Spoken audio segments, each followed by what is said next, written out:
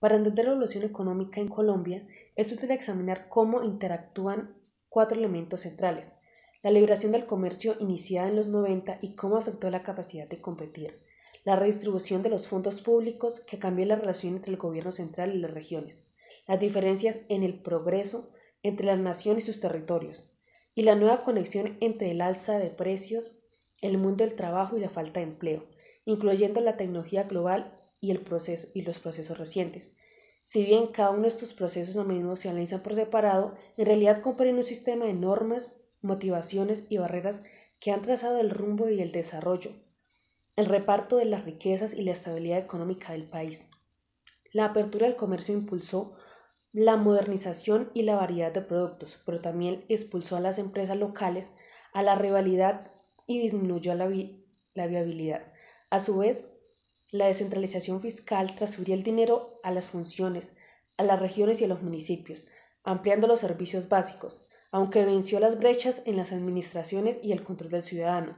Mientras el crecimiento del PIB escondió fuertes diferencias geográficas, áreas como Bogotá, Antioquia y el Valle del Cauca cambiaron gran parte del auge económico, a diferencia del Amazonas o de la costa pacífica, donde la escasa infraestructura limitó el desarrollo productivo.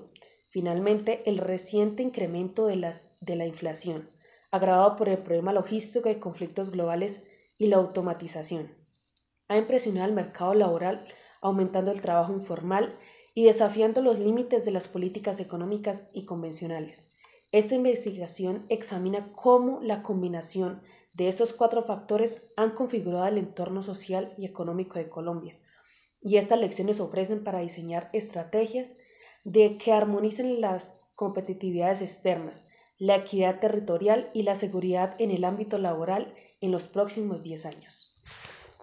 Hola, ¿sabes qué es la descentralización en Colombia? ¿Sabías que antes en todo Colombia se decidía y se pagaba desde Bogotá? Hasta los años 80, los municipios no podían casi ni decidir ni gastar. Todo venía del gobierno nacional. Pero en los 80 comenzaron cambios y en la Constitución de 1991, Colombia se volvió oficialmente un país descentralizado. Esto permitió que los municipios, departamentos recibieran recursos directamente, manejen presupuestos y tomen decisiones propias. A eso le llamamos descentralización fiscal. Hoy, gracias a eso, los alcaldes pueden invertir en salud, educación, vías, con impuestos locales o recursos con el Sistema General de Participaciones. Pero aún hay retos. Muchos municipios siguen sin recaudar bien y dependen del gobierno nacional y sin control ciudadano. Puede haber mala gestión. La descentralización fiscal funciona si tú también haces parte del cambio.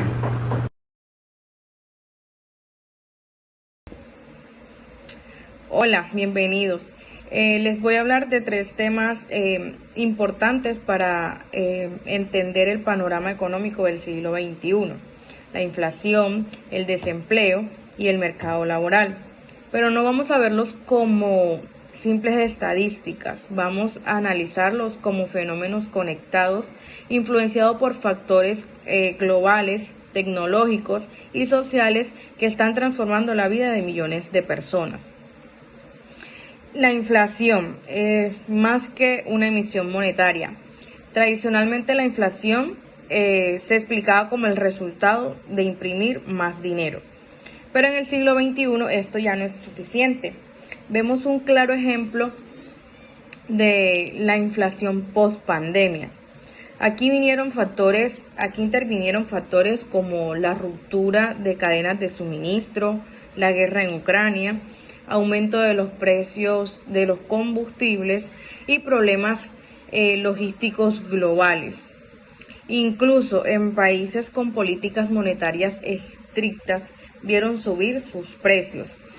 Y el dilema de los bancos centrales es subir tasas de interés, enfría la economía y frena el empleo.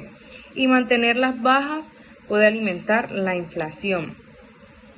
Hoy la inflación depende del contexto global, la tecnología y hasta el cambio climático. Ya no se puede analizar solo desde una simple oficina de Banco Central. En cuanto al mercado laboral, vemos educación versus realidad. Más educación ya no significa mejores empleos. El mercado laboral actual está marcado por la automatización y la precarización. La llamada uberización del trabajo ha creado una generación de trabajadores sin seguridad social, sin pensión, sin estabilidad. Además, hay una gran desconexión entre lo que se estudia y lo que se necesita realmente en el mercado. Muchos jóvenes con títulos universitarios o posgrado terminan en empleos informales o mal remunerados. Esto evidencia una falla estructural en la planificación educativa y económica. Si miramos el desempleo, pues más allá de las cifras, cuando hablamos de desempleo, no basta con contar cuántas personas no tienen trabajo. También hay que hablar de el subempleo, que son personas trabajando en condiciones inestables o por debajo de sus capacidades. El desempleo disfrazado, personas que dejaron de buscar empleo porque no ven oportunidades reales.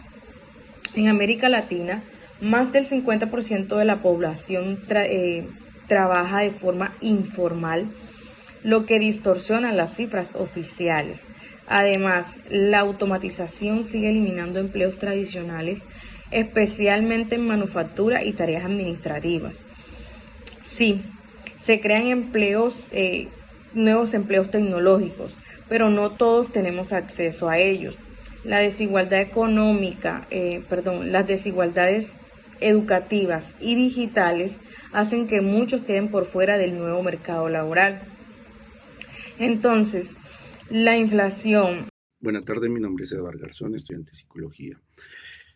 Para nuestro trabajo de investigación de nuestra materia de economía, se nos indicó que investigáramos sobre la evolución del crecimiento económico nacional y regional en Colombia en el siglo XXI. La economía colombiana en el siglo XXI experimentó una diversificación de cambios a nivel nacional y regional, el cual llevó a hacer un crecimiento entre el año 2000 y 2020 en una tasa del 4.5% en sectores de la economía colombiana, los cuales fueron un mayor crecimiento en la minería y la agricultura. Estos dos sectores tuvieron un aumento en inversión extranjera, por eso su aumento. A nivel regional, algunas regiones tuvieron unos aumentos más significativos. Esto por conflicto de intereses, conflictos políticos, en los cuales fueron algunas regiones como fue Bogotá, Antioquia y Valle del Cauca. Esto conllevando desigualdades. Igual hubieron también regiones en las cuales el crecimiento en su infraestructura presentó varios desafíos, en los cuales los que se presentaron fueron la costa pacífica y la Amazonía, lo cual... La apertura económica fue un proceso que se dio en Colombia a principios de los años 90, el cual buscó dinamizar la economía luego de varias décadas del proteccionismo económico, el cual había ralentizado la economía al disminuir la calidad de los productos por la falta de competencia. Entonces, la apertura económica, al introducir estos productos internacionales y esta economía, logró una mayor calidad de los productos a un menor precio y una mayor variedad. Sin embargo, esto afectó a varios sectores de producción, ya que la oleada de competencia fue demasiado grande, lo cual afectó en gran medida a la economía.